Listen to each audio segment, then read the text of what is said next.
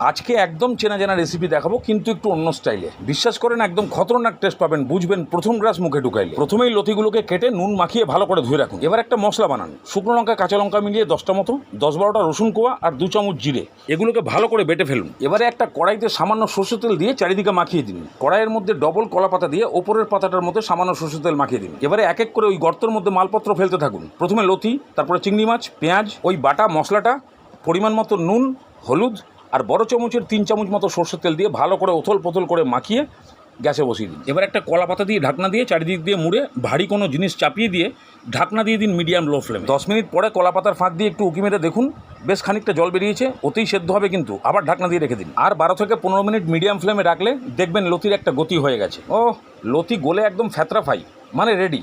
এবার সামান্য একটু লেবুর রস ছড়িয়ে ভালো করে মাখিয়ে দিয়ে নামিয়ে দিন। লতি চিংড়ির দিব্যি এইভাবে বানিয়ে যেদিন খাবেন আগের চিংড়ি লতির স্বাদ পাক্কা ভুলে যাবেন।